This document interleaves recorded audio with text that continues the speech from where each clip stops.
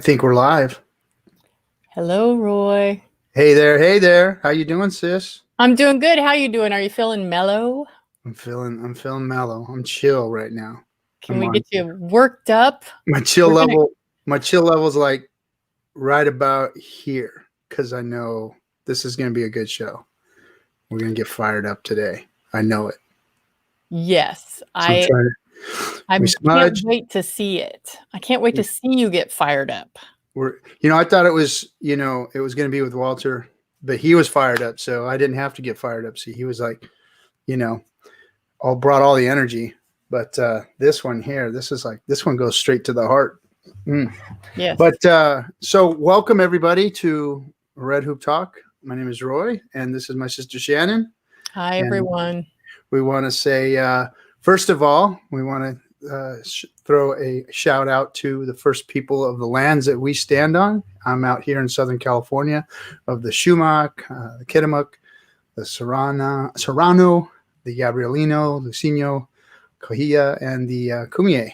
So they're all like kind of converge right here. And don't forget the Tongva people of Long Beach, another special place in our heart, right?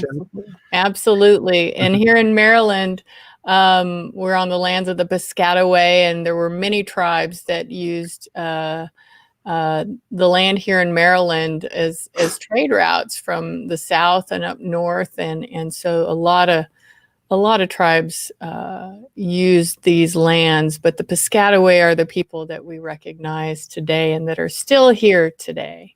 So thank you, and I hope everyone is doing well this week. It's been, I don't know about anybody else. I don't know how you're doing, Roy, but personally and professionally, I've been having a really hard time since Mr. Floyd's violent murder in Minneapolis, and I've heard some horrendous stories about what's going on there. That people who are living in the Minneapolis area. Am I getting started too soon? I'm just jumping right in there. No, but this is something that we need to start talking about, because I mean it's in the news right now. It's all over the place. It's what's happening right now, and there's an awakening in this country, and it has to do with police violence. And us natives, we know about police violence for eons. For some reason, our voices have been drowned out about all the police violence that have gone on. Not only from the U.S. police, but from within our own intertribal governments, there's been police violence perpetrated on people, and it's not anything new to us. So the fact that finally other people, other than dark-skinned black and brown people, are uproar about it, I think it's a good thing. Unfortunately, we have to go through the duality of the situation, which is a horrific act had to happen right in front of all of our eyes on television. I can't even watch it. Every time I see it, I have to turn it off, because it's just, we're watching the execution of a human being on live television, like on a regular basis. And it's already the internet of, I mean, right now, I actually have the TV going, and right now I just watched a 74-year-old man just get pushed over by police in the middle of all this. And he's laying there bleeding, and they're walking away from him. I mean, it's tragedy what's going on out there right now. The fact that they're being so callous to the situation at hand is just proof of how bad this situation is, and how embedded the issue, the problem is in our police departments. I mean, it's astounding. I mean, it's astounding that it's as bad as it is right now, with cameras everywhere, with people in the streets peacefully demonstrating. Police are still batoning people, macing people, smashing people to the ground, throwing handcuffs on them. I mean, I'm watching guys walk across the street with bicycles trying to get away from the police, and they're batoning them like they're a piece of meat or something. It's just ridiculous to see what's going on out there. And outside all of that, you have I heard a story from a woman who lives there 6 or 8 blocks from where the fires were burning, from where the riots were happening in Minneapolis, and she said outside of the riots and the protesting that was actually happening, that there were truckloads full of white men and guns just patrolling and going everywhere and causing havoc. Well, I And was that they seeing were, gangs. They were what's gangs that? of them with baseball Yeah, bats walking up and down streets. yeah.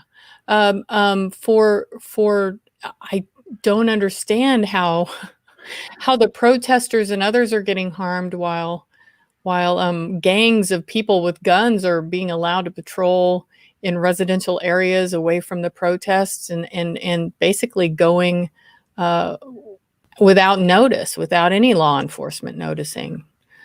Yeah. And so I know Minneapolis AIM has been out in force to help protect people. Yep. And even the National Guard that was out was giving them kudos and thanking them for their work. And then turned the corner, and another group of law enforcement or other National Guard officials were shooting them with rubber bullets. And so they were getting thanked on one hand, and then shot with rubber bullets on a little bit later. So it's just, I can't imagine what it must be like right there in the middle of that, Yeah. And near your home. yeah, and the Native communities being affected by that Yeah. because of the burnings of the buildings, and part of those were actually tribal offices of some type. I'm not sure exactly what they were, but they were burnt down. So thank you, AIM, for being out there and protecting the people. You guys are doing good work like you always do. Appreciate you guys. On the other hand, Shannon, we also got to say some things about, the looters and the rioters on both sides. Like you said, I was seeing these videos of, mostly middle to young white males with batons and bats and things like that, walking down the street in gangs of like 35, 40 of them, and they obviously weren't protesters. They were like hunting. You could see them like they were hunting. So we've got bad apples out there. And then we've got all of what's up with these bricks? These stacks of bricks that are being put into these communities where the protests are going on. Just random. Have you seen these pictures? No, I haven't Oh, seen you it. haven't? No, I've been so. There's stacks, pallets of bricks showing up in neighborhoods, on the street corners. Look it up. Go look it Why? up. They're just stacking them there. Somebody bought pallets of bricks and rocks and stacked them on street corners. To cause more damage. Yes. Oh my Yes. God. To give them ammunition to go out and cause more damage so that the police can, fight against it. So I mean, and someone even, I saw a video where someone even caught police officers parked in an alley unloading those same type of bricks out of the back of their car. They had a police truck, black and white, it actually had the name. You know how police cars have their number on the top? Had the number on the top of the roof of the car, who were obvious police officers with guns and wearing the blue and unloading bricks out of the back of their truck and stacking them in an alley. Good Lord. But we've also got to say that in other places, like in Oregon, in other places, police are taking the knee with protesters. Yeah. So on the other hand, there is a duality going on here. There are police that are being, empathetic to the cause, and there are also, bad protesters out there that are. I actually saw. Those aren't protesters. Those are they're just looters. Looters, rabble rousers, whatever you want to call, or they're what do you call it? They're capitalizing on the situation. But I actually saw one of them throw a looked like a firework, and the guy that was filming goes, "Oh, they're throwing fireworks at the cops," and they threw a firework, and the damn thing went off like a bomb. I Oh mean, my it God. blew the cop car up that they threw it at. And it wasn't just fireworks. This was like a half a stick of dynamite that went off and blew up this cop car that these guys threw at them. So there's some really bad players out there, but I got to say I'm proud of everybody that's out there and aim for going into the community and helping out and protecting people. So my hat's off to them, and people just keep doing, but keep your wits about yourself and be careful and watch your elders out there. There's some of our elders out there getting hurt. So just be mindful, be careful, and take care of one another out there. Yeah, you remember our guest Jackie Crowshoe? Yes. Her son was out there protesting and got arrested. So we have lots of family all over Indian country whose children and grandmothers are out there protesting and are a part of standing next to Black Lives Matter. To raise awareness and to call for peace and justice. And I hope we can send our good thoughts and prayers to all of those out there who are working to make this a better place. Even George Floyd's little daughter said something beautiful, just made me cry. I mean, I think she's 6 years old. Yeah, she's sweet. Like my dad's a hero. My dad has made the world change. Words like that, just so incredible coming from a child. We'd be amiss if we didn't address what's actually going on in the world today. But we have some other issues that are also extremely painful and empowering at the same time that we're talking to today with our guest. Yes. Should we talk a little bit about repatriation issues, or was there anything that you wanted to bring up? No, I don't want to bring anything up yet. We'll get into it, I'm sure. But I just want to throw a shout out quickly to our chat room.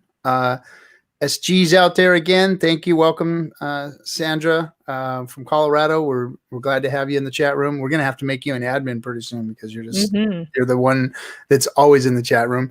And it looks like Wolfie, your son, has a little message for us. It says, "Oh boy, boomers getting fired up. Dang." Yeah, that's right, my 13-year-old who still hasn't got that social justice fire burning in him yet, but it'll get there. It'll get there. Little millennial. Yeah. No, wait. He's a Z. He's a Z. He's not. Oh, there's another one. Oh, that's yeah. Z. No, he's a sweet kid. He's a sweet kid. He's awesome. All right, so let's bring our guest on. Are we ready? Yeah. Why don't you lay it out?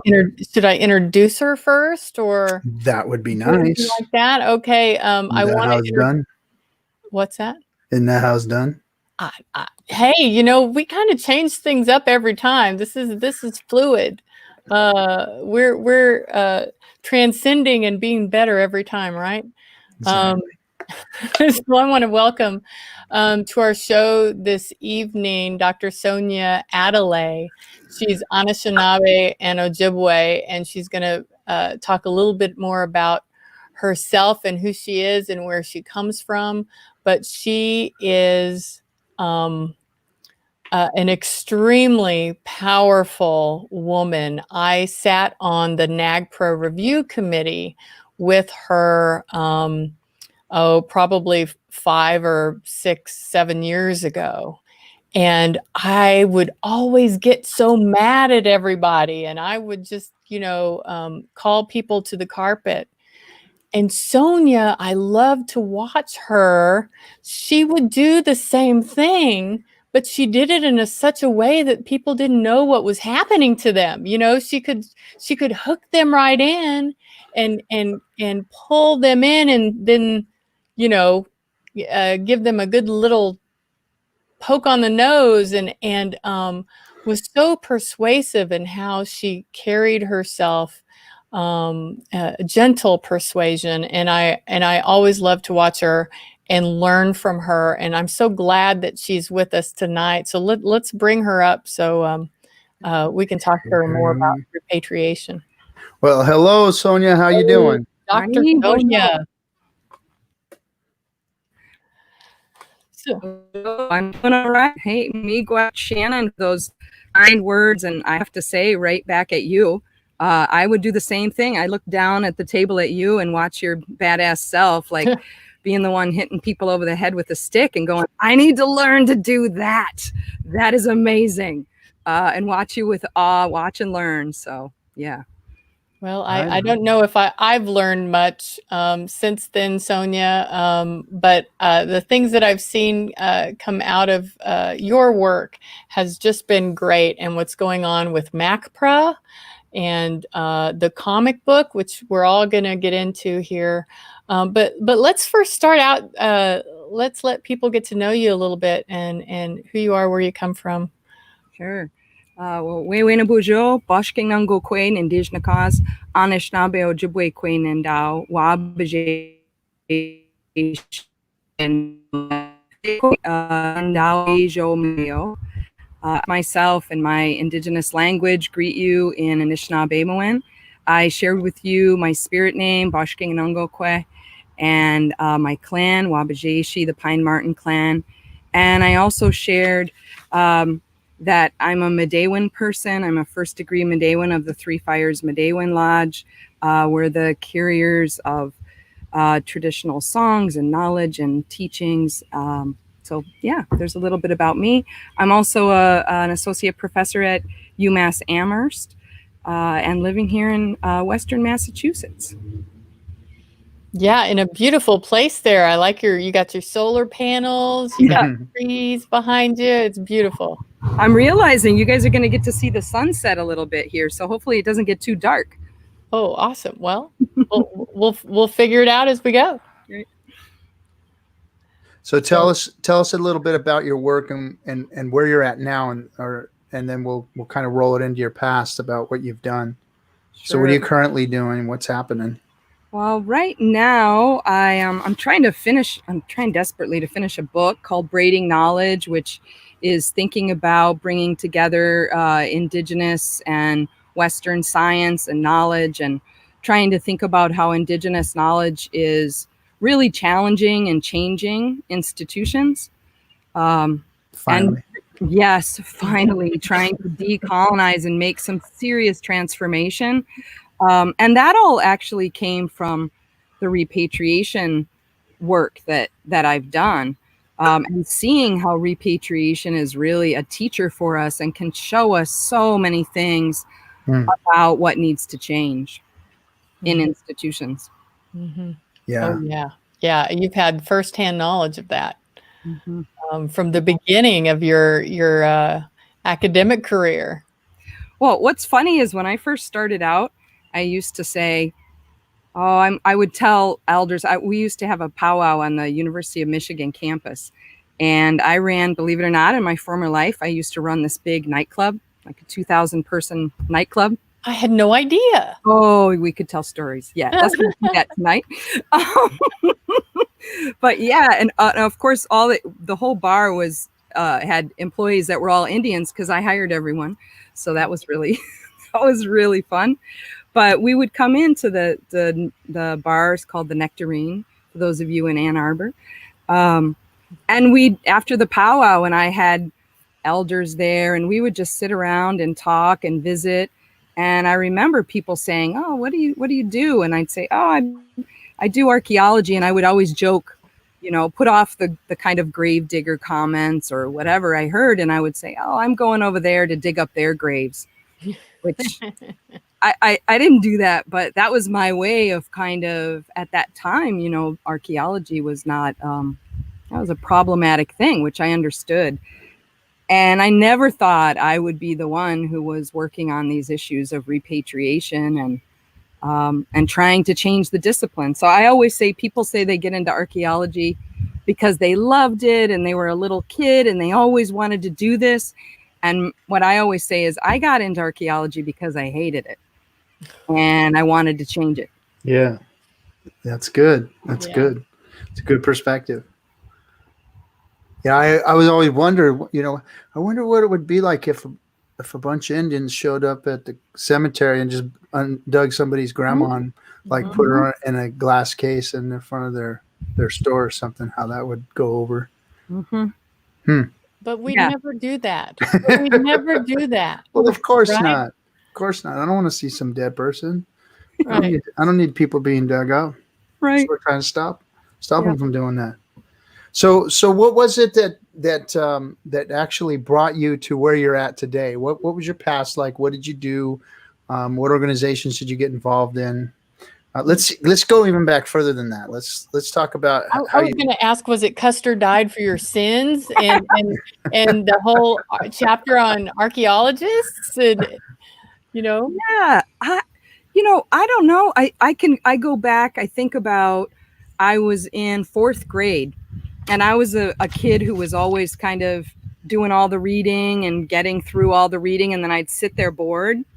And my 4th grade teacher, Miss Eisman, she gave me this book. It was to keep me busy. I think. It was like ancient Greece and Rome and all of that. And I remember reading it and being fascinated and thinking, wow, I want to go see these places. This is awesome. So that was my first kind of introduction. I didn't even know what archaeology was or anything like that. It was just that kind of interest from a 4th grade teacher.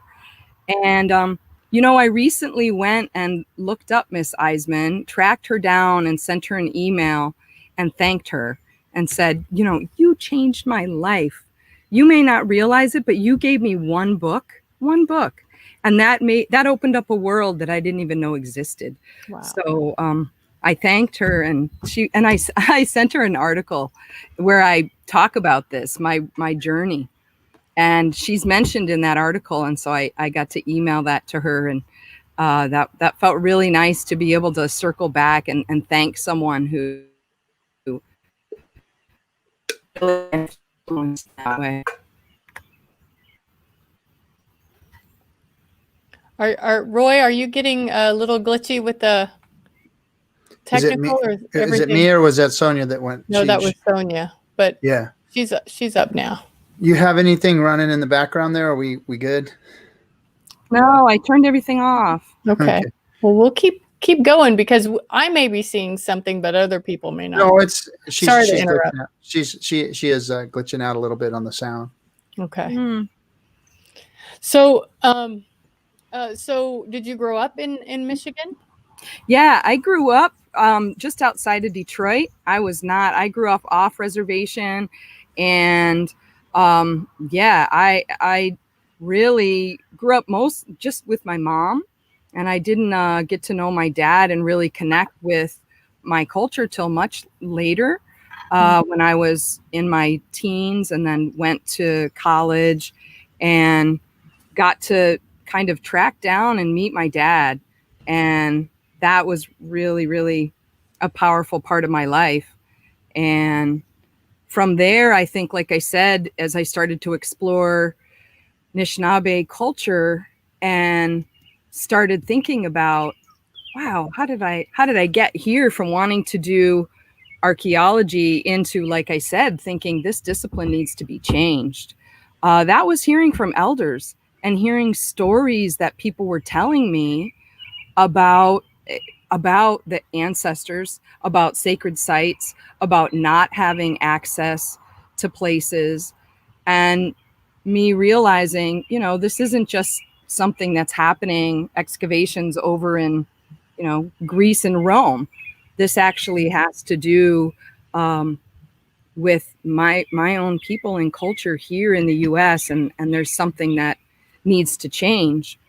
And as I was telling you guys earlier, as we were just getting started before the show, I started really seeing how problematic it was. Yeah, we did read Custer Died for Your Sins, for sure. That was like, oh my God, this is amazing. This is awesome. And thinking, I have some kind of knowledge in this field that I can help make change.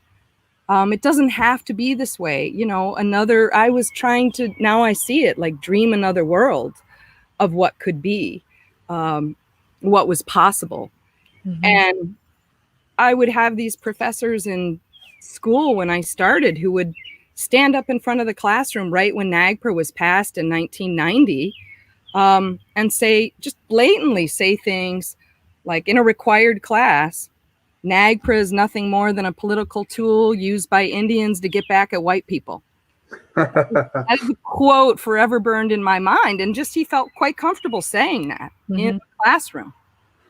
We've come a long way from there. Yeah, no kidding. But let's make sure everyone knows what NAGPRA is, and why NAGPRA is so important, because that history alone is enough to make you angry, Roy.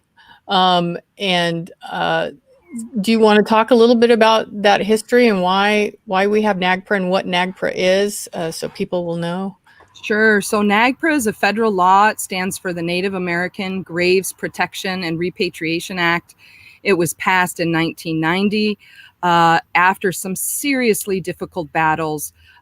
Really, it was meant to try to fix many of the wrongs of the past, of Native American ancestral remains being excavated and put into museums. So the idea is to think about how do we put a process in place for repatriation of Native American ancestral remains, sacred objects, and objects of cultural patrimony. And that's really, you said really that very nicely. Thanks. Well, you said that nicely. You talked about ancestors being excavated, and I want to get a little bit more into the history of the United States and how really it's the looting that's happening today. sure, ain't nothing. There seems to be like the poltergeist, is there an Indian burial ground here? Well, yes, there is. And you've been looting them, and it seems to be in your culture to want to loot. Well, yeah, it is. I mean, most of what's in museums and in institutions and in private collections is a result of looting or theft or under some other type of taking under duress. So come on, Roy. Yeah. Come on, Roy. So what NAGPRA is something that's near and dear to my heart, because as I was being, brought back into my culture from being adopted out of it, you start asking questions. You start asking, why was, my native family taken away from me? Why was my father not good enough to be my father? Why are those people treated that way? And, why is my situation the way it is? So I started, to dig into things and read books and culturally I was brought back in, and I was dancing and singing in the powwows and things like that. So I was being brought back into my culture. My cousins were teaching me, our native songs, our language, those things. And I started reading some of these books, and I got involved with the local AIM chapter here in Southern California. And then I read about this NAGPRA law. And something about our culture and Native people that these things are very important to us. The burial of our elders, of our ancestors, is very important to us. And keeping it that way is very important to us. My tribe, the Adayas, were mound builders. And so it was very, very important. And those places are very sacred. And a lot of them are mowed down now, and there's buildings and cities built on top of them. And, the mounds were built for different things. But as I saw what NAGPRA was all about, I started to, really understand what the atrocities were and how this affected us as people culturally. Because like what's going on today with the protests is a misunderstanding of cultures. See, those people hate and fear those other people because they don't understand their culture. They think differently, they talk differently, they react differently to situations, and that scares the other culture, and they don't want it, so they try and snuff it out, or they fight it, or they try and overpower it. and it's the same thing that's happened to the native cultures. They don't understand what we believe in. They don't understand why the water is so sacred to us. They don't understand why the dirt that we actually stand on is so sacred to us. They don't understand. Really, they don't understand, Roy?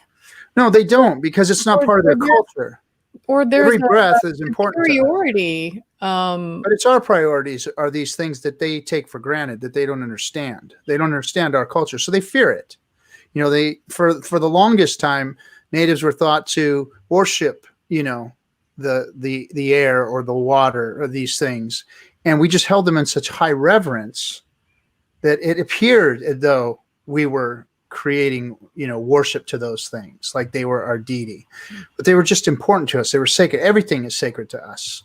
So we respected those things, and had those things continued on today and they weren't stomped on, then we wouldn't be in the situation we are with the water today.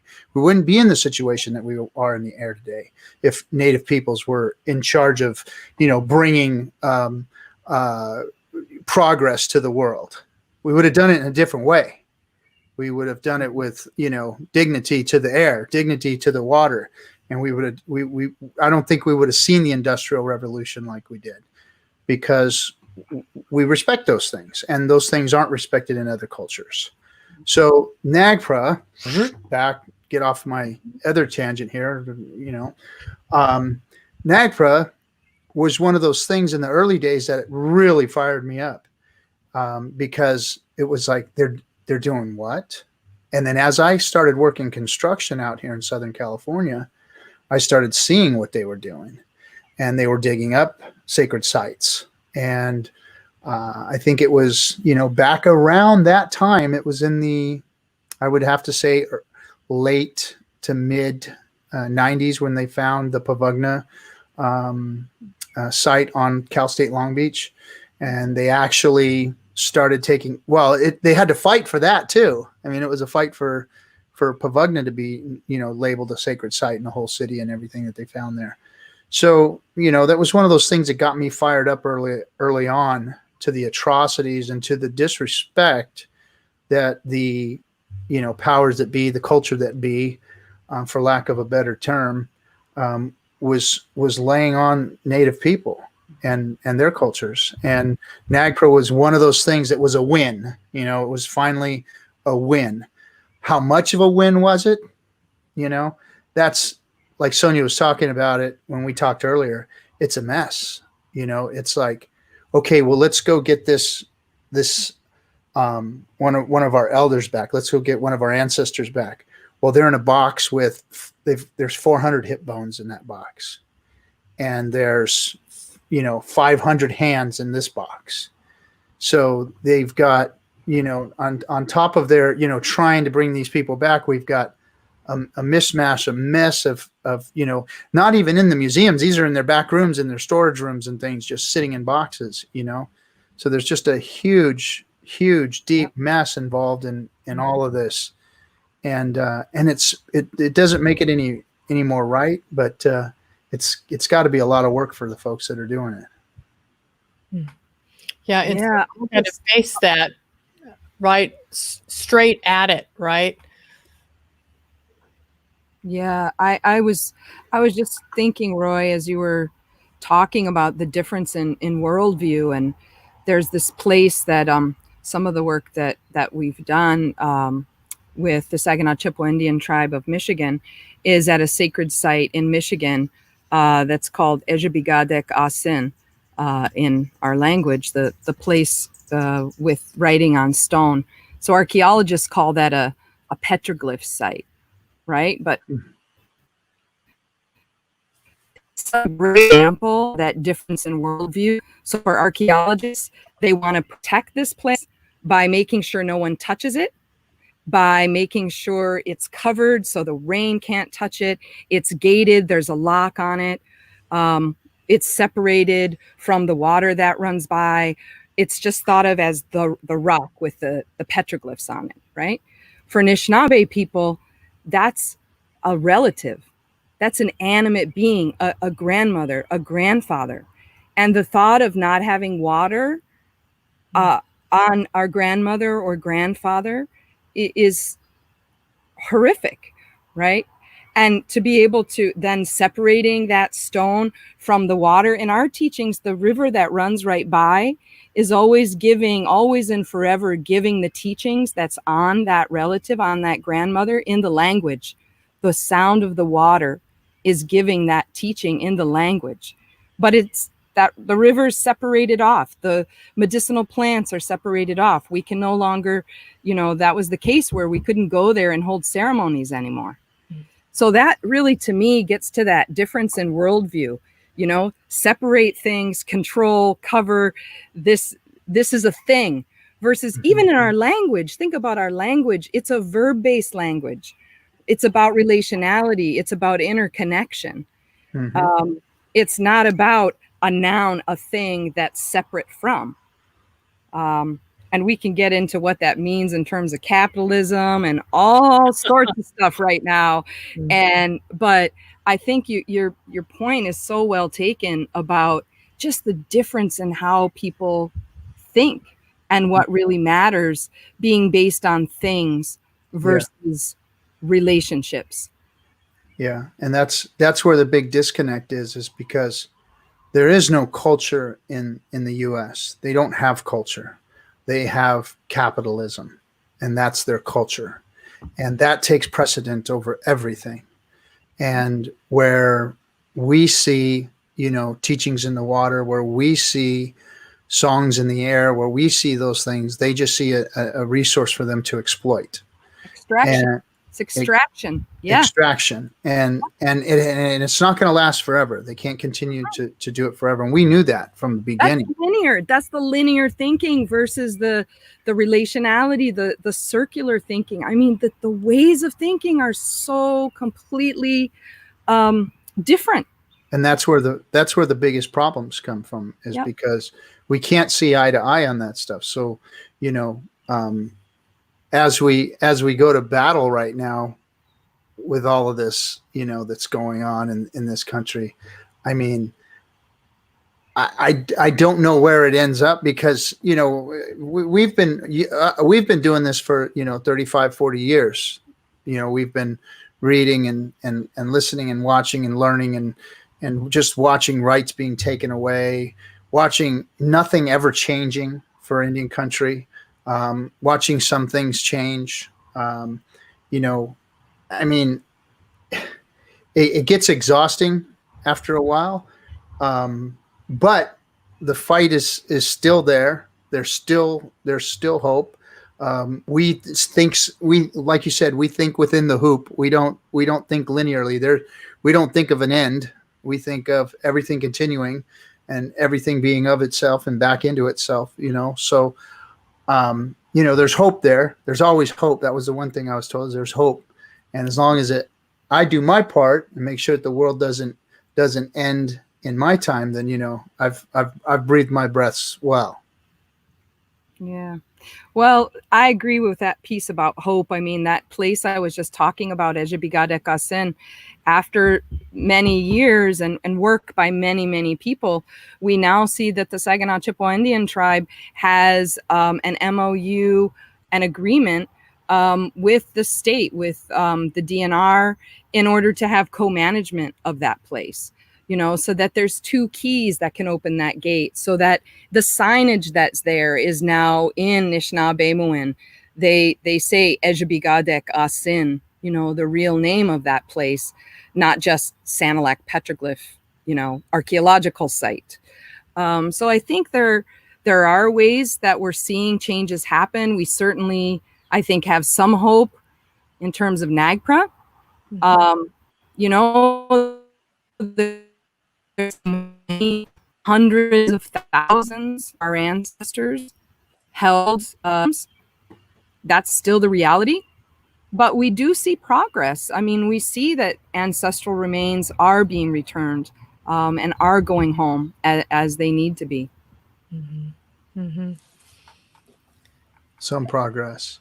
Yeah, and I think like I was looking at the 2018 national NAGPRA statistics, And there have been since 1990, think about this, 189,415 ancestors reported under NAGPRA. So they may or may not have been repatriated. And then 122,000 that are pending consultation or notice of those 189,000. So that's insane. There's like 2.47 million associated funerary objects. So those are the burial items that went in with the ancestor. That's just the numbers that we know. That's what we know has been reported. We know that there's smaller museums or museums who haven't prioritized NAGPRA compliance, who may still have ancestors that they're not reporting. And then, of course, there's private collections here and internationally that we have no data for. We have Yes. But if you consider that we've been here since time immemorial, you know, our and the journeys that have been interrupted and how that has affected a particular peoples more than others. Europeans and Americans would not. Maybe I'm wrong, but the amount of study and weird interest in Native American ancestors and our items is just weird and I don't know. Somebody run with that. I couldn't agree with you more on all of those points. I mean, the numbers, first of all, let's start there. They're staggering, staggering. And one of the things that became kind of my little fight, one of the big points I wanted to fight on when I was on the National NAGPRA Review Committee, is this point about repository collections. So we know that according to the law, if a museum or institution receives federal funds, they have to follow NAGPRA. They have to go through this process and say what items they have. But there are so many ancestral remains that kind of fall through the process because, let's say, for example, this happens all the time, a university, which is considered a museum under NAGPRA law, and let's say they have thousands of remains. I could give you names of institutions that have thousands. And they say, well, we're not going to have to claim these or put these in an inventory under NAGPRA because we don't have they may be in our possession, but we don't have legal control of these remains. Legal control, a federal agency has legal control, like the BLM or the BIA even, different Fish and Wildlife, right? They have legal control. And Fish and Wildlife, these remains may have been ripped from the ground, from their resting places, even before there were good records kept. So these federal agencies may not even know that these remains are there. So they legally may have control, but they don't even know they exist. So, but the law has a provision for that. The law says if you have possession or control of remains, you have to put them in an inventory. But I know of far too many institutions who have 9,000, 13,000 remains that are in these what are called repository collections, and they're nowhere in the national NAGPRA databases. So those numbers that we know of, I am thankful we know of those, but I know there are hundreds of thousands more of our ancestors that are in private collections, international collections, and held in these museums in repository collections. Yeah, it's horrendous. And, you know, the Bureau of Indian Affairs is the leading agency that is failing to comply with NAGPRA. And there are some federal agencies who flat right tell the institution, we don't care about the possession or control language. You're not to do anything with our collections, right? So you have this kind of just complete, not even ignorance, just like, you know, they don't care that they have that legal obligation, and there's nothing that will enforce it against these federal agencies. So that's not part of the law. We can't, unless we just sue them. Well, even the universities, I'll say, because there can be fines. You know, there's one FBI instigator individual's job is to look into noncompliance. And so when universities, for example, are found to be out of compliance, what happens? Well, they're fined. Well, what do? They pay the fines. And they keep on breaking the law. They continue to hold our ancestral remains. I used to be at an institution. There were 9,000 ancestral remains, and they put me in an office where those ancestors were in the office right above my head. Every day I had to go there, and I was told over and over again, no, that you're wrong about the numbers. You're wrong about these numbers. It's not right. You're crazy. You know, when you are someone who has to try to get tenure at one of these institutions, and I was like, I don't care. Let them weed me out. If I don't get tenure, it doesn't matter. I'm not waiting to speak up. I'm privileged to be in this institution. I'm using my privilege to speak up. And I left that institution because they were not doing anything with NAGPRA. And they said things like, well, you have a conflict of interest. You can't really do anything because you work for the institution.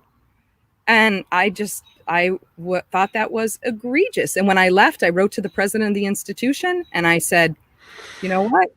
I no longer have a conflict of interest because I no longer work for you.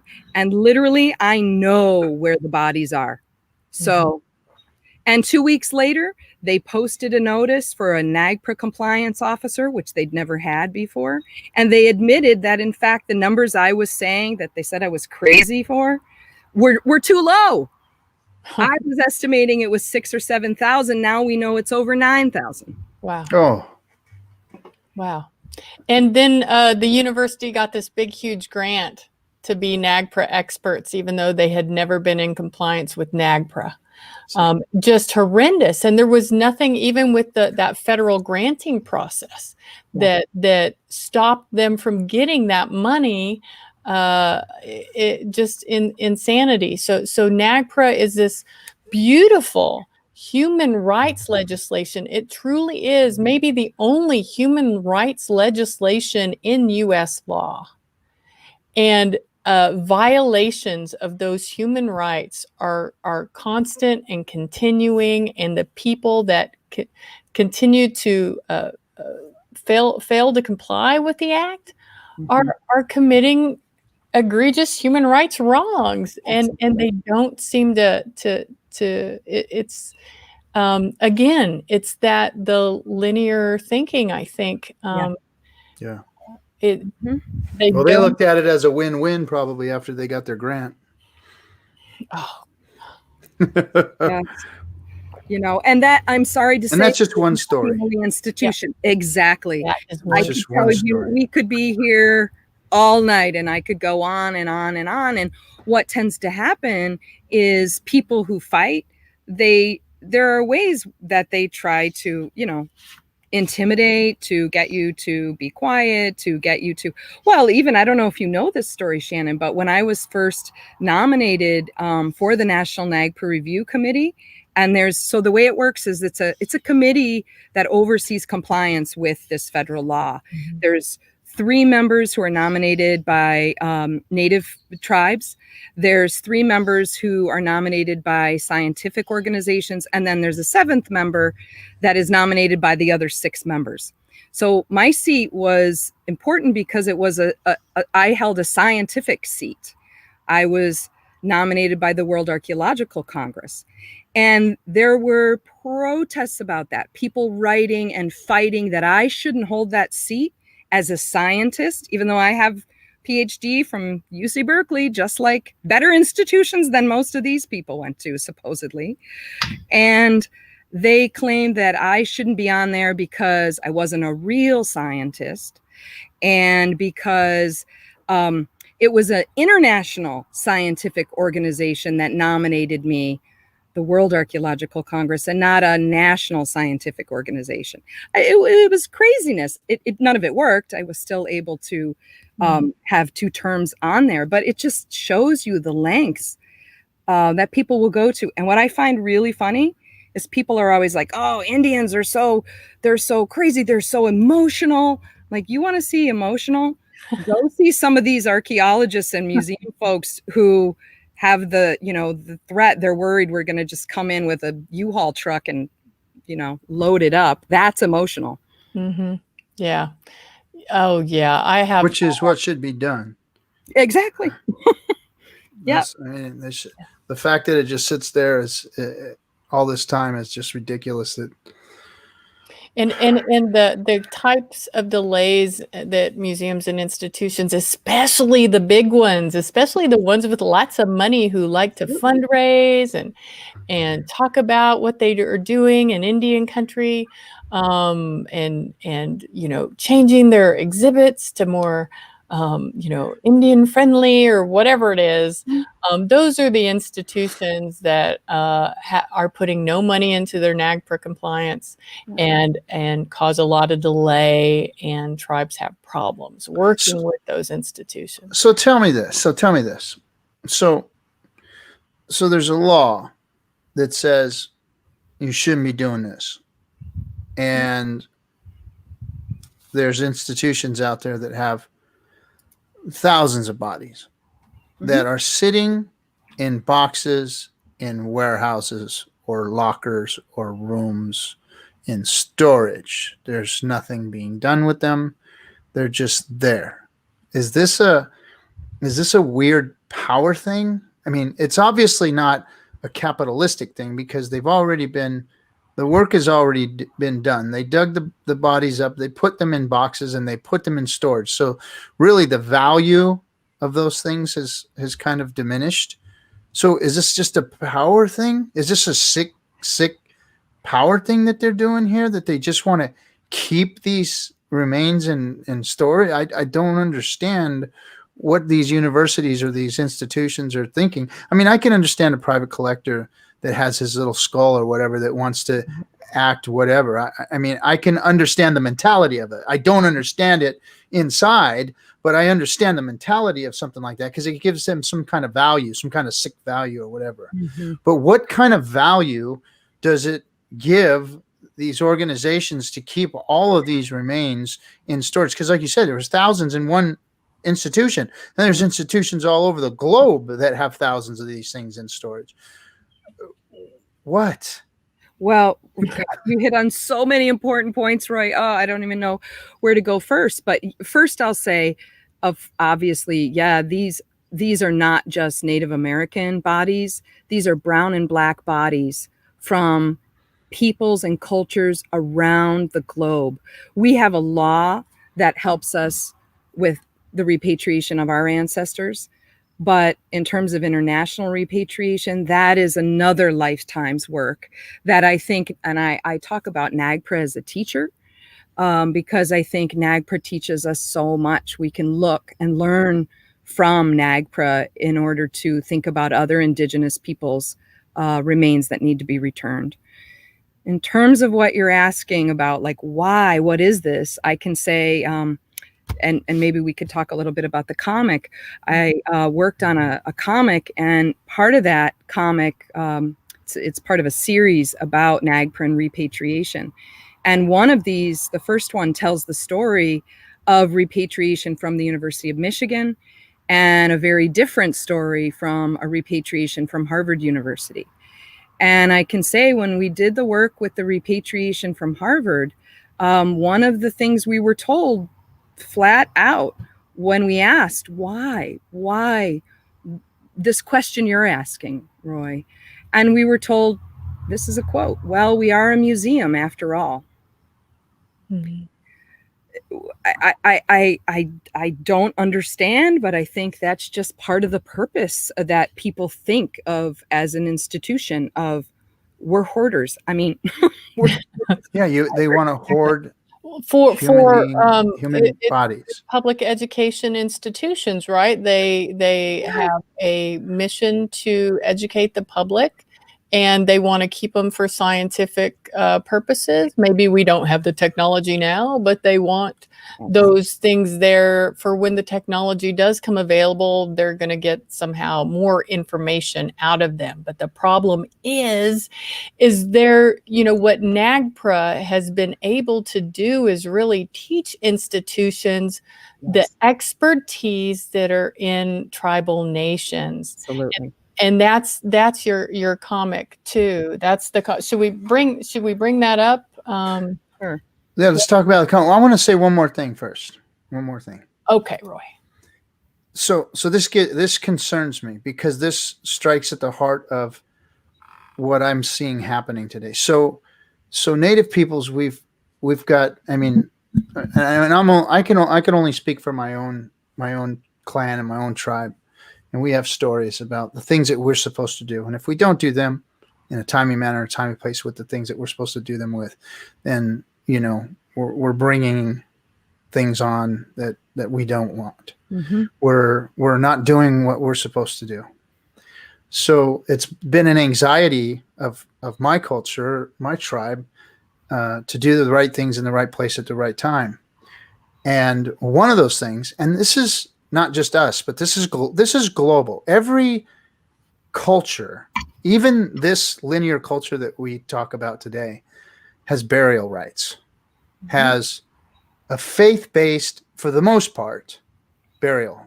Every single funeral that I've ever been to, whether it be a Native funeral or a white person's funeral or anybody else's funeral, there's always been a ceremony, a religious ceremony to intern that person, whether they were cremated or buried or whatever. Respect was given today for those people. Mm-hmm. What makes us think that it is okay for us to have disrespected the people of the past and think that it's okay and that we spiritually as human beings, let alone our own tribal affiliations and whatnot, that we as human beings are going to be okay because we're doing that or we're allowing that to go on? It's bringing on a darkness that I think has plagued us. One of the things that has plagued us is this thing right here that doesn't get talked about often enough is plaguing us spiritually, the whole world, and it's being perpetrated on us as a people, as a culture, more so than anybody else out there. I know like you said, it happens around the whole world. What makes us think that this is okay? And what makes us think that spiritually this is something that's good for us as human beings? People need to wake up and take care of this issue because it's not good. Those people are not at rest. They were supposed to be put at rest, and they're not. And that is not spiritually good for that's not good for any of our spiritual health, in my opinion. Yeah. Yeah. I mean, our teaching as Anishinaabe people, the whole point, and you're buried, your final ceremony, your final gifting, right? And you need to complete the work that you've done here on this earth. You've taken all these resources, you're into your body just by living here. And the way that you give that back, right? Remembering that circle, that reciprocity, is you have your final giveaway and you give your body back to the earth. And that is how you complete your work. And that's part of a natural law. We as humans are the ones who are not following those natural laws. Those natural laws are followed by the plants, our plant relatives, our animal relatives, even the stones. Everything around us is always going through that cycle. Mm-hmm. If we interrupt that cycle, that's the problem. And I think that's what you're speaking to. We need to be able to complete that work and think about giving back our bodies in that way. And when these bodies are ripped from the earth and put into museums, that work can't be completed. Mm-hmm. And I think it does. We need to get back to a place of reciprocity.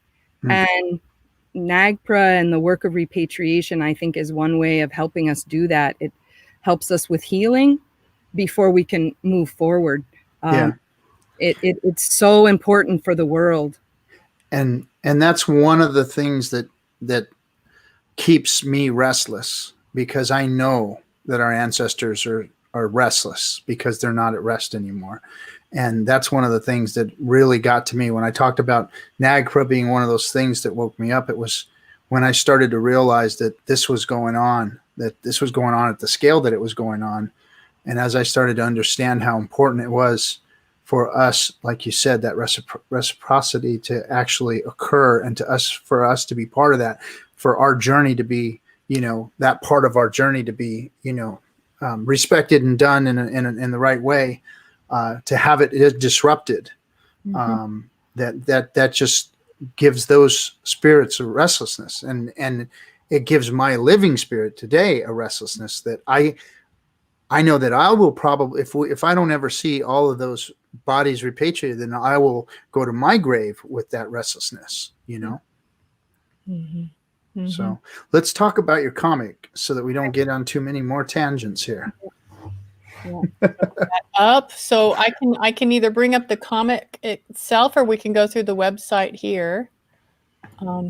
Yeah, I'm seeing it's dark here now. Should I try to go inside, you think, maybe? If you'd like, you're coming through because there was enough light. There's enough light on you. Okay. That's great. So so here is the website. So if everyone we'll have this website on our webpage, NAGPRA Comics. And if you just Google NAGPRA Comics, you're gonna get right to here. And you'll see that there's a NAGPRA Comics 1 and then a NAGPRA Comics 2 coming soon. Yes. Let me go to the comic book itself. And I think you have a copy there. I have a couple copies. Oh, yeah.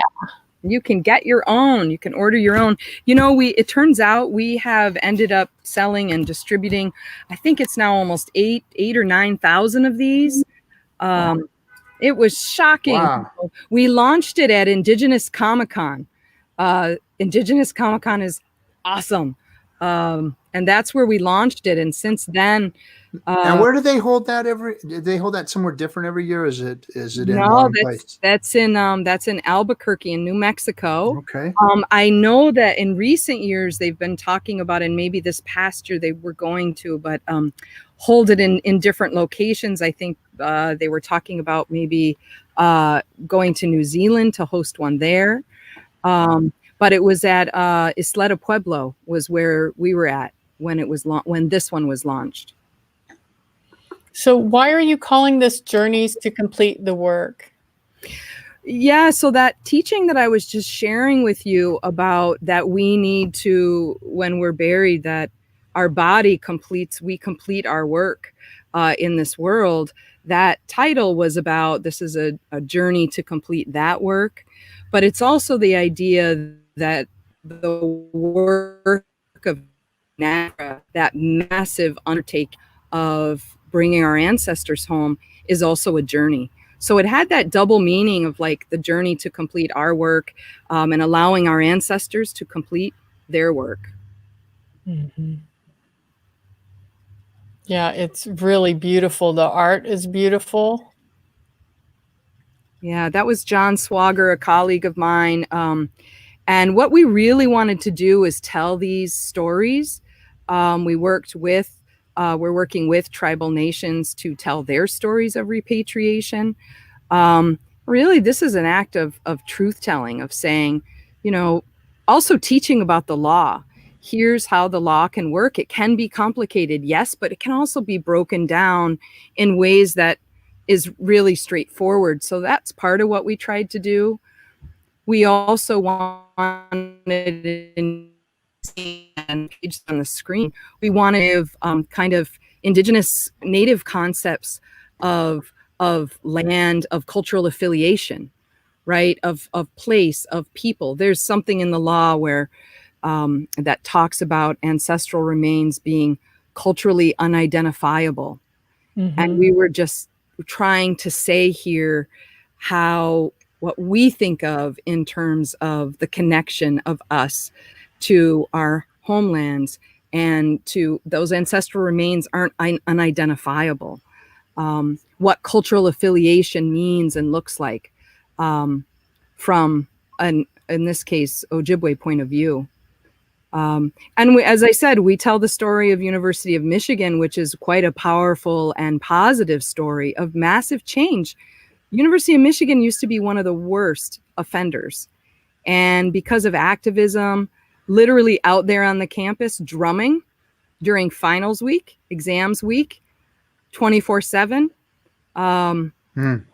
you know, to get people's attention. That's good. Tribal community members going in and talking to the, you know, storming a regents meeting and getting 5 minutes with the regents to say, do you know this is happening on your campus? And really just trying to raise awareness. And that institution turned around. University of Michigan is now one of the leaders in the country. People talk about the Michigan model. They use what happened and the policies at the University of Michigan for their own institutions. So we see from that case that change can really happen. And a place that was one of the worst can become a leader. Yeah, absolutely. There's something interesting in that comic. It says there are more dead Indians on campus than alive, and it's kind of a play on words, but it's true. When you just said over 9,000 bodies in that one university storage locker, that's damn near double the size of my clan, of my registered members in my clan. That there's only like 5,000, 4,800, something like that, registered members in our clan. That, I mean, there's more bodies in a one university's locker than there is in my whole tribe. Mm-hmm. So I can imagine that there may be more bodies in lockers than there are alive and standing on this land today. That's very, very possible. And that is one of the things that I try to talk with institutions about, is to say, imagine what it would be like if our goal were to have more living live Indians on this campus than we have dead Indians in your storage cabinets. What would that be like? How can we get to that goal, which is saying, let's repatriate, but also let's think about why we're in the situation where we are and how we can support Native students to come to these institutions. Right. And, you know, the other point, and it's following up on something you said, Roy, which is, you know, what was the point of this work and of people who want to study remains? I can tell you, as someone who's done this for decades now, many times when you go to an institution, what you find when you're preparing your ancestors to be repatriated is that they're in the newspapers from 1923, from 1907. They're stored in an old 100-year-old oatmeal can. I've seen a baby's remains in an oatmeal container, which tells me they, in fact, haven't been used or studied, and I'm thankful for that on the one hand, you know, that they didn't have to go. That they only went through a small portion of disrespect versus being exploited and put on display and or drilled on and DNA'd and all the other stuff. Extraction again. But at the same time, I say, then for what? If these ancestors, if a baby or, you know, countless adults, you know, are sitting here still in the newspapers they were wrapped in, what was this for? What was the point of this? So there's a lot of work and a lot of healing that we need to go through as a people. And as this comic talks about, the healing isn't just for us. The healing, and we, you know, I always hear my elders speak about this. The healing is for those ones who are in the institutions as well, who have done this damage. They may not realize that they need that healing, but they do. They do also. Absolutely. And the same thing goes with, the different funerary objects and sacred objects and cultural patrimony. I've seen tribal leaders and elders work with those sacred objects in the same way that they would work with human remains, because those items are living. And I remember seeing a really strong man take a hold of an item and just start crying, because he's like, you've kept this child in a drawer. Like, that's not what this child is supposed to be doing. He like referred to this item as a child. This child is supposed to be growing and working with us and helping to teach us things and what have you. And it was an item that was for sale at an auction. So there are so many items, and what kills me is there's definitely a commercial market. I know there's a black market for Native human remains, and there's definitely a commercial market for the same types of items that are protected under NAGPRA. Yes. So even in the federal law, we have some great protection, but at the same time, it's kind of duplicitous. It's kind of schizophrenic, because it won't protect an item in an auction house. We have to use other laws for that, or try to use other laws for that. So the issue is it's really enormous. And the Association on American Indian Affairs, we have a repatriation conference every year. This year is the 30th anniversary of NAGPRA on November 16th. And so we'll be having a conference. It's likely going to be virtual, but we're still planning the conference for this year in late October, and commemorating NAGPRA and really talking about opportunities of moving forward beyond this first 30 years. Yeah. Hope you can come, Sonya. Oh, that would be fantastic if there's travel allowed ever again. We'll get you on one of these again then. Yeah. They're opening a lot of things up. Things are starting to open up. I mean, I don't know if I want to. I don't know if I want to go anywhere though. Yeah. But Sonya, you do some other things that are along the same lines of helping youth and elders, and you have some really innovative ways of working on various issues. Do you want to talk about any of that? Oh my goodness. Maybe we'll do a whole nother one on that. Good. Right now, as I said, finishing up that book and then putting all my energy into these, what I call the Rich Institute, Reclaiming Indigenous Cultural Heritage, and which involves camps, intergenerational kind of learning, getting us back to walking the land, being able to read the land. So bringing elders and youth together to walk the land, learn about their reclaimed language, reclaim stories. And then we come back and in a series of week-long camps, work together to put those stories into comics, animations, virtual reality programs. Wow. So really just thinking about what Joanne Archibald has called Indigenous story work. And thinking, we as Indigenous people are amazing and powerful storytellers. We know that science and knowledge is carried through stories and through art. And so that's what I'm kind of trying to get back to, is thinking about all those pieces of reclaiming and how that relates to healing, and how those stories that we've heard, those aren't just beautiful old folk tales or stories. That's science. That's Indigenous science. It's church. That's right.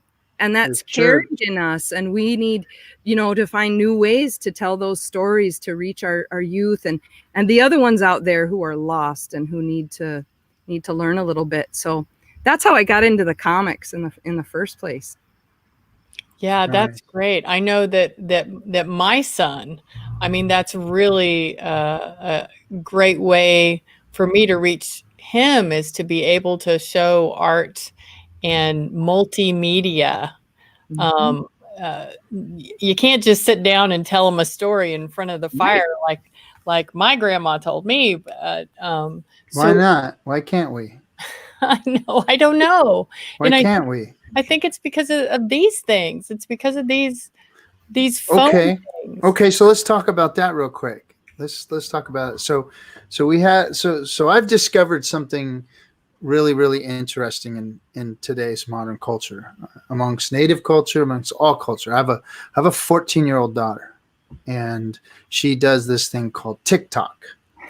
And so thinking about TikTok. I love it. So my daughter sends me these I get little text messages from her, and she sends me these little funny things on TikTok. There's Native people telling story jokes, and there's animals doing weird things and all this stuff. So I had to load the TikTok on the phone so that I can see my daughter. She does her TikToks with her girlfriends and stuff, and so I started watching it, and Indian country has a TikTok following out there, basically, or they're putting out Native TikToks, and the more of them that you start to follow, the more and more start to flow into your stream, and these young people are very, very articulate, and they're telling stories and they're telling jokes, and they're doing things on TikTok, because TikTok is I think it's about a 30-second maximum, like a video. And a lot of times they'll dance or they'll sing or they'll tell a joke, or you'll watch an animal do something silly or a human do something silly. So it's very addicting, but it's a great tool. And so I was thinking that your comics would fit in really. I started reading your comic, and I'm like, wow, that page right there is a whole TikTok. They could do a whole TikTok on just that page right there. And so I don't know. I think that one of the things we need to do is, of course, adhering to our oral tradition and talking with our children and sharing and listening to our elders. But using some of these mediums like we're using right now. I mean, we're sitting here disseminating information that we've learned over many decades of being around, the law and the atrocities and, the activism and the pain of that the people have gone through. We've been around this for decades, and now we finally have a platform where we can speak to people. And Shannon and I may not know what do we have? We have close to 30 people on the stream right now. We may not know all those people, but we're getting information out to them. Mm-hmm. And I know a lot of them are chicken right now, but they could get into the chat room and start throwing some questions in there and asking us stuff if they'd like. There's it's interactive. It's interactive with one another, and we could share information and pass this along and get this information out to other people that may not have known about all this, or that do know about it but would like to get involved more. Mm-hmm. So we've got these platforms now, and we got TikToks and all this stuff that we can start to, and the other thing is it gets it out to many people. So everybody that's out there gets to see it over and over again, because we don't get to sit in front of that fire that often anymore. We don't get to sit down with our kids that often and tell stories and tell, our creation stories and those kinds of things like we'd like to. Just because of 20th century life, I guess, but 21st century life, right? I wish we'd get there, but we're on our way. We're into it, but we haven't gotten there yet. Yeah, the media, TikTok, everybody, get on Native TikTok and do a TikTok. I love that. And when we think about, and for many Indigenous cultures, Ojibwe people for sure, but many Indigenous cultures, and we think about what health and well-being looks like. You know, we have this in our language, it's Minobi Matizi Win, you know, the good balanced life. And that balance is, it's intellectual, but it's also physical, emotional, and spiritual. And I think, you know, the pieces of art, that's why I think you have to have the intellectual. I'm trying to put that into art, and have those, you know, heart work. Heart work is part of this, the emotional and the spiritual. When you have that balance, that's where our health and well-being is going to come from. So that's another reason to do things like TikTok and these other kind of artistic expressions. I think it's part of our balance and well-being. Yeah, I think so. I think we got something with the TikToks. I love it. I'm downloading it and I'm going to check it out. You gave me some homework. Now don't be discouraged, because when you first get on the TikTok, the algorithms are geared towards what's going on out there in the linear world. So you're going to get all the booty shaking and all of that stuff at first. But once you start like finding some of the native material and, you know, drummers and hoop dancers, and you see all the different things, the comedians, once you start following those people, the people that are saying things that you want to listen to, then your algorithm gets filled with those versus the booty shaking and all that stuff. So it's it takes a little bit. So don't be for those of you out there that are going to TikTok, don't get discouraged. But if you're too scared to TikTok, just stay here with us on YouTube or Facebook. Yeah, we'll help you with the Old TikToks, and we'll fogies. help you. You can just listen to us. As boomers, that's what my son is calling us, boomers. Call us boomers. Yeah. Right. Good.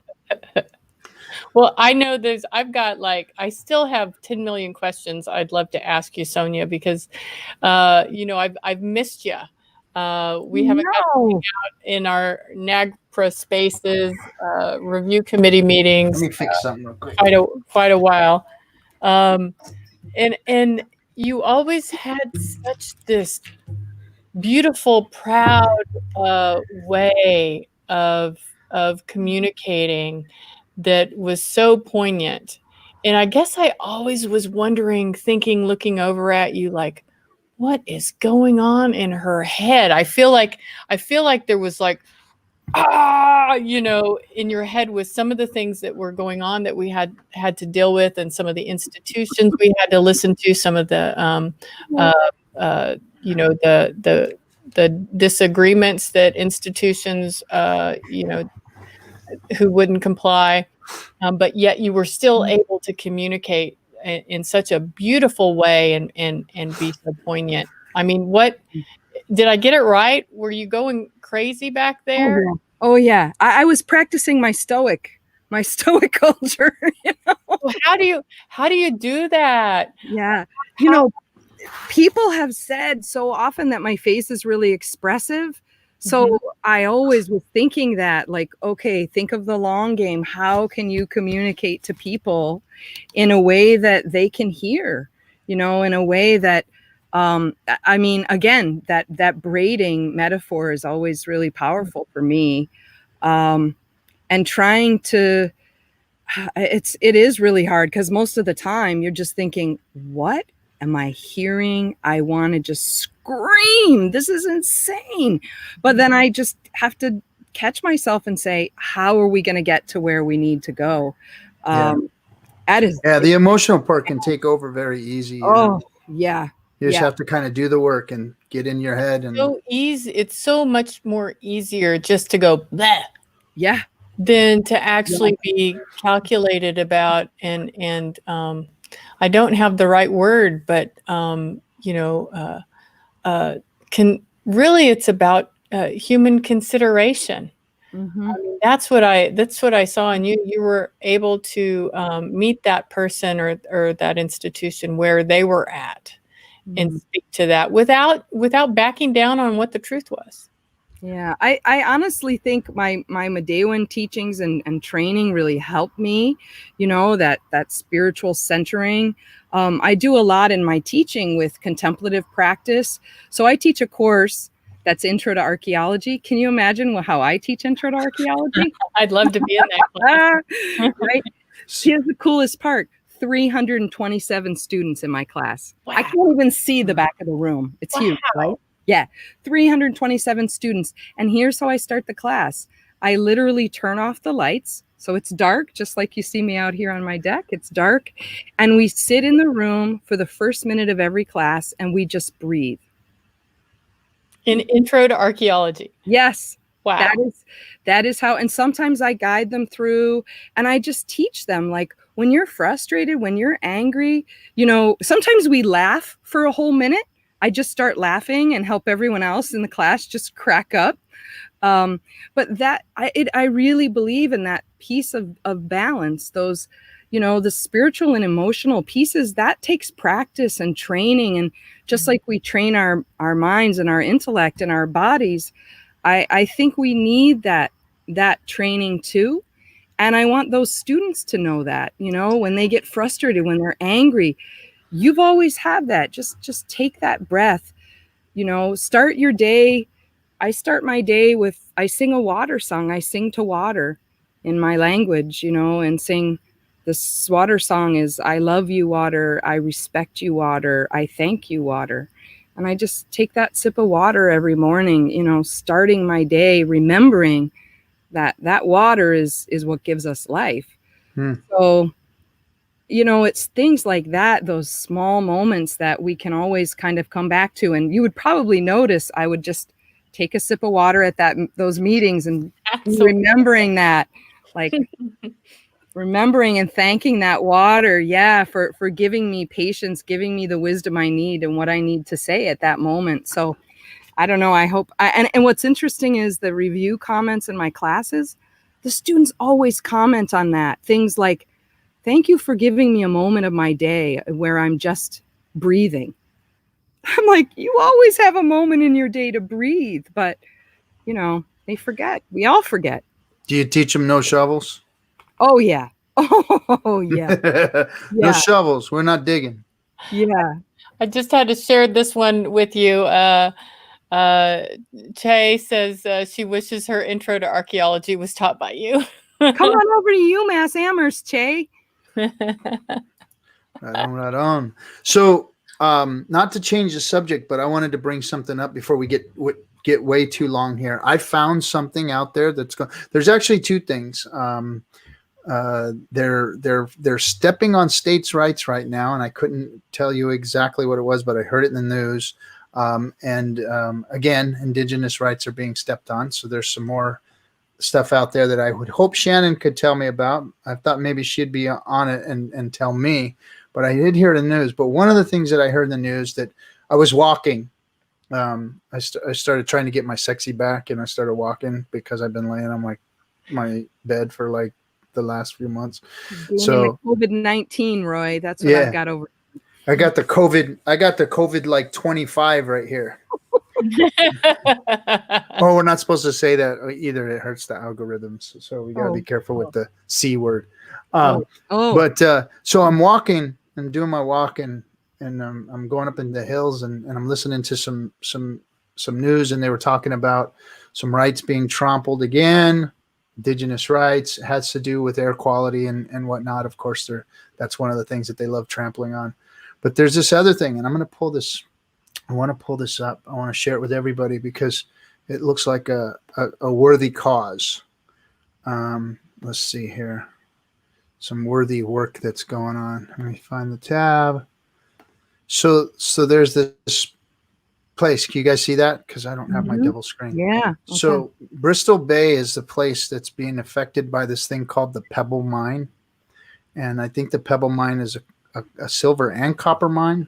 And it's causing the destruction of native fishing grounds. Mm-hmm. And you guys know about this? No. So there's this page, and you can go to it. It's get rid of the Pebble Mine here. It's savebristolbay.org. Mhm. and it's affecting native culture there, and it's affecting their fishing grounds, and they're about to look at this. This thing is up for review right now. So the first federal permit, an application for a massive proposed pebble mine is currently under review. So they're reviewing it. So this thing could get fast tracked through. So if, for those of you who are listening, take action today, get on there, whatever they're asking for. Maybe you guys can go in there and help and put your 2 cents in, your words, whatever. Put some smoke up, say some prayers. Gold and copper mine, is that what it is? No, I believe it's a silver and copper mine. Oh, here we go. Threatened by it's a. Oh, you just passed it. Go up right there. It says North America's salmon powerhouse, Bristol Bay, is threatened by the massive proposed gold and copper. Gold and copper. Okay. Working.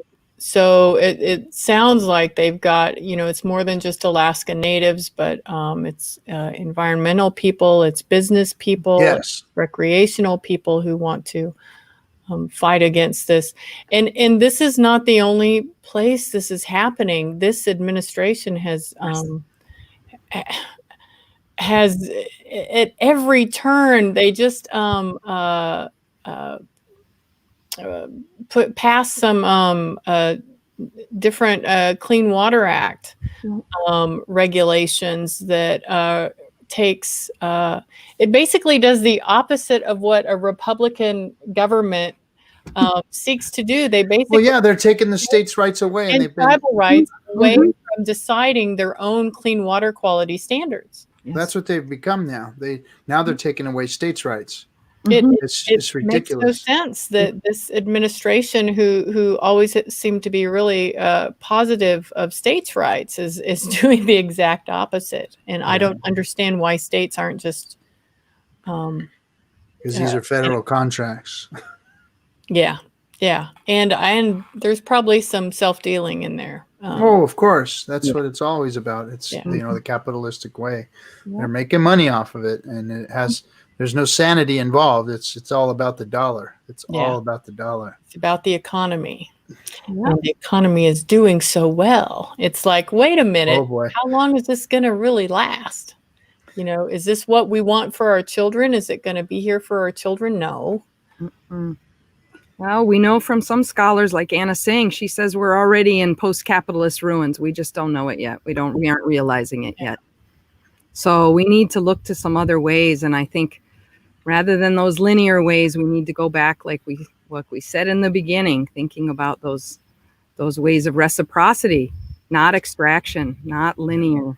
Mm-hmm. I do think that this is kind of the beginning of the downfall of the experiment that is capitalism. There's going to be some big changes. It's working for a few, but it's not working for the majority of people. And that's where the problem is. And it hasn't worked for us for a long time. That's right. For a long time. Yeah. It hasn't worked for us. So now it's finally affecting the masses and the regular folks.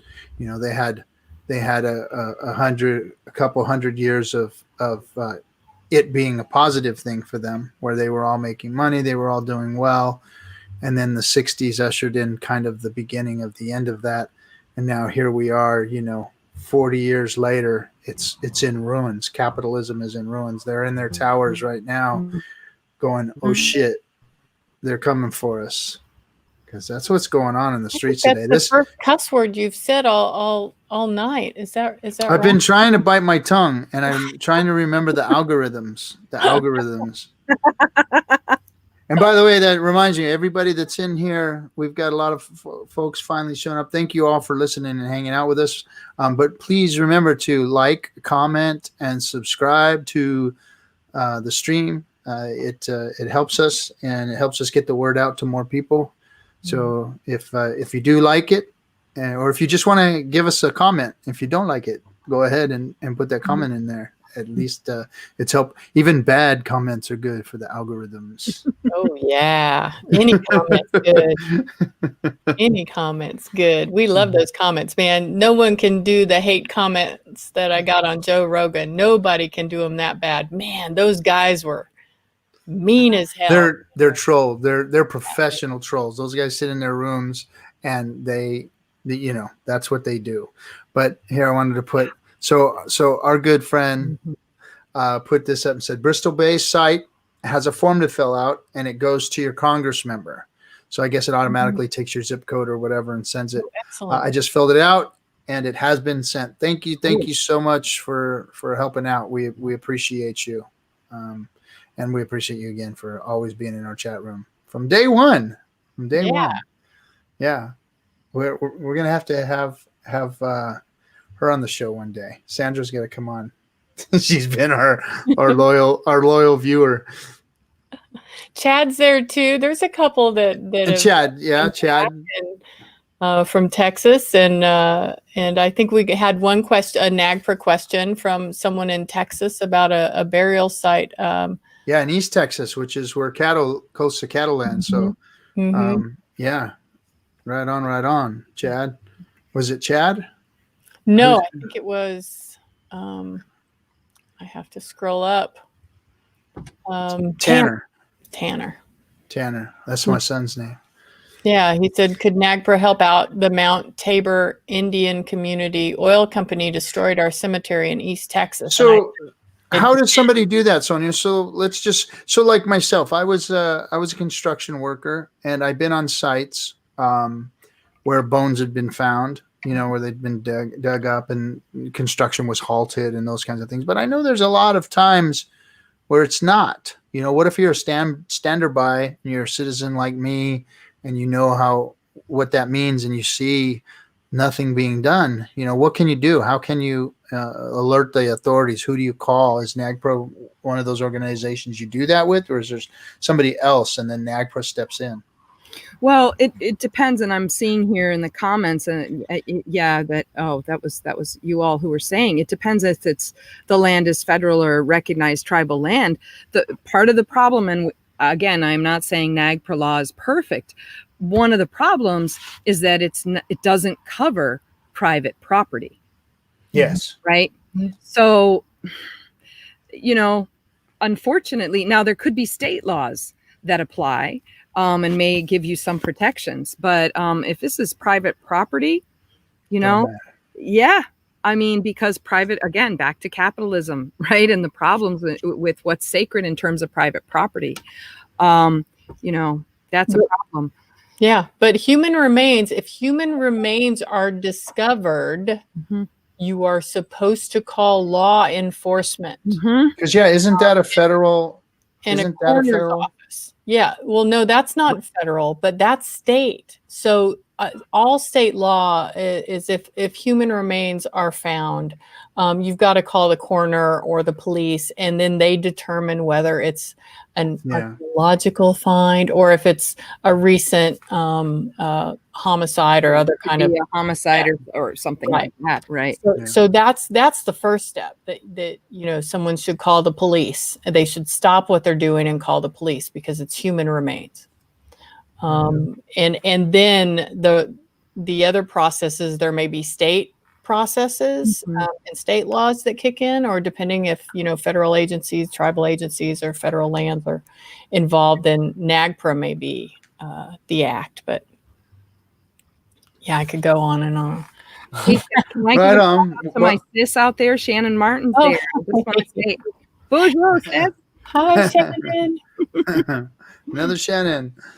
Yeah. All right. Well, we've gone past our hour and a half, and we could run. I know that this one could run into like 2.5 hours, but it is Friday night, and I know you guys got some stuff to go do, and I got some stuff to go do, and probably all the people in the chat room. Hungry. Roy just is like, this is his dinner time. He's just like, my stomach's starting to growl. I ate tacos. Already had tacos. I told you I had tacos already. You had dinner early? I'm thinking about dessert. Oh, I see. He's got a bowl of ice cream. My C25 here. Nice. Sonya, it's been so beautiful to have you with us. I'm so grateful that you took some time to visit and talk about repatriation. It's an issue that so many of us don't know about, and the comics. And Shannon Martin also was one of the authors in the comics, I believe, right? Was Shannon Martin one of the authors? Sonya, we lost Sonya. Oh, whoops. Yeah. Oh, yeah. Yes. Yeah, she was one of the Cool. authors and Yeah, participated and was part of that work that was Right done. on. Well, I'm looking forward to seeing the TikToks. Awesome. And Hello. we have comic number 2 with the Mandan, Hidatsa, and Arikara nations coming out soon. Comic number 3, Shannon Martin and I are working on right now. And then we have a couple more coming out. So Wow. you can download all those for free. Cool. And we're just saying, if there are other Native nations who want to tell their stories, to reach out, get in touch, and we'll come to your community when we can travel. We can do workshops with your youth on comics and telling their own stories. We'll put them on TikTok once I learn TikTok. Ask Roy. Right on. Do we have did we need to put the link in the description below, or did we already do that in the? I put it in the comments, and we just need to put it on the YouTube and our website. So okay, we'll put the link below to the comics and to your organization. Great. Cool. Well, Sonya, thank you so much. It was awesome talking to you. Thank you both. And thanks for all the work you're doing on this, making all these issues public. I really appreciate it. And it's so good to spend some time with you. Yeah, we'll have you on again. We got some more to talk about, it looks like. Yes. All right, Sonya, take care. Go ahead and hang out with us for just a quick second, and Shannon and I'll finish up. All right, sis. All right, bro. You good? Ready? Let's breathe. Take a minute. And see, I was better than I thought. I didn't lose it. I didn't Yeah. get emotional. I didn't get, but I'm telling you, you have put the ancestors back in the ground. This is bad. This is bad juju. Bad juju. You guys are messing with the stuff that you don't want to mess with. So for those of you who may not be of our culture and understand, you need to put those people back where they belong, because it's not bringing anything good to anybody. Yeah, that's right. I'm going to put one more, because I see a question that just came up about how do we learn more about NAGPRA. Besides that comic book, besides the Association on American Indian Affairs, you can also go to the National NAGPRA program. It's a federal agency in the Department of Interior, but there are some really good people in there. And send me both of those links in the email, in an email, and then I'll put them in the description below, so that people will see it when they watch the video. They'll be able to just go down there and hit the links. Okay. So. And well, I guess with that, then let's say goodbye for now. Next week, we are going to have a gentleman. Sorry, Roy, he's an attorney from the Crow Nation. His name is Jay Harris, and he's from the Crow Nation, and I think he's in Colorado, or he's in Montana, but he's going to be coming to us, and if he's an Indian lawyer, he's my hero. So it's those other ones I don't like. Okay. And don't forget that this was produced by the Association on American Indian Affairs. Check us out. Check us out on our website. Thank you. All right. Thanks. Have a great weekend, everybody. We'll see you next week on Red Hoop Talk. Thank you.